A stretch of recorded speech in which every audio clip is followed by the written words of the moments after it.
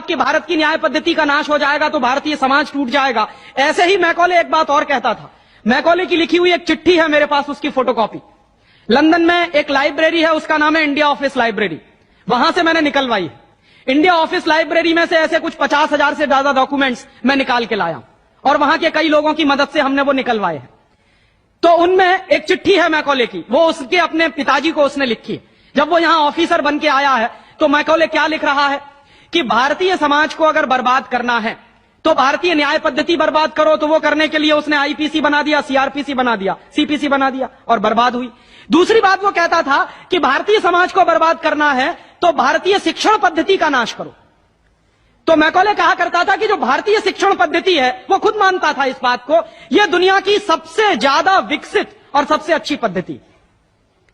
क्या होता था, यहां गुरुकुल चलते थे, गुरुकुलों में विद्यार्थी पढ़ते थे और विद्यार्थी 20 साल तक 25 साल तक ब्रह्मचर्य का पालन करते हुए शिक्षा ग्रहण करते थे, संस्कार मिलते थे और वो संस्कार लेकर समाज में जाते थे। उन्हीं संस्कारों से संस्कृति बनती थी और वही संस्कृति भारतीय संस्कृति कहलाती थी।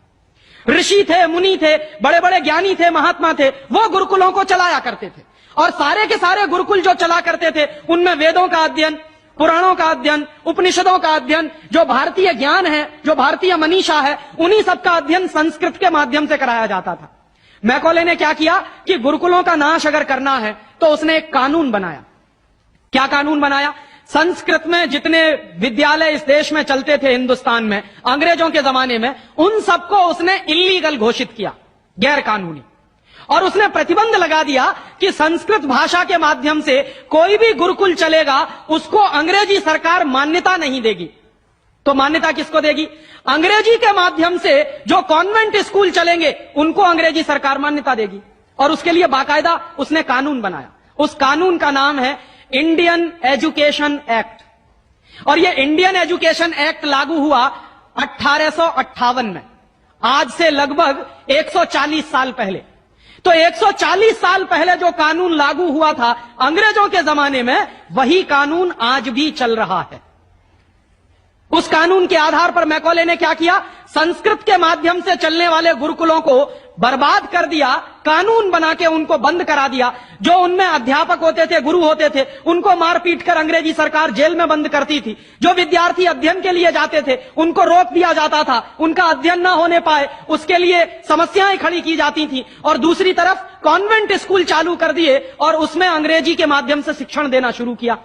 एक दिन उसने अपने बाप को चिट्ठी लिखी और इस चिट्ठी में उसने ये लिखा कि मैंने हिंदुस्तान में एक ऐसी शिक्षण पद्धति पैदा कर दी है जिसमें अगर हिंदुस्तानी विद्यार्थी पढ़ेंगे तो पढ़कर निकलने के बाद वो शरीर से हिंदुस्तानी होंगे, दिमाग से सब अंग्रेज हो जाएंगे।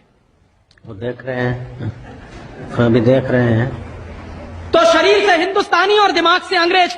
तो मैकॉले दूसरी बात लिख रहा है उस चिट्ठी में कि जब वो शरीर से हिंदुस्तानी और दिमाग से अंग्रेज हो जाएंगे तो अंग्रेजों के हिसाब से सारे काम करेंगे।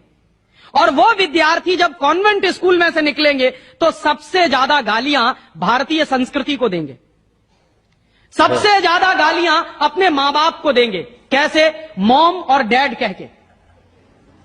डैड माने होता है मरा हुआ और मम्मी माने होता है शव।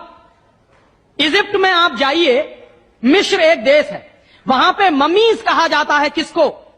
मरे हुए आदमी के शव को। तो हमारी मां हो गई मम्मी, मम्मी, और पिताजी हो गए डैड। आया कहां से ये? मैकॉले ने डाल दिया हमारे दिमाग में। और मैं ये कहता हूं कि मैकॉले तो मर गया, उसका बाप भी मर गया, सब मर गए, भगवान उनकी आत्मा को शांति दे, लेकिन उसकी जो आत्मा है वो हम सब में प्रवेश कर गई है।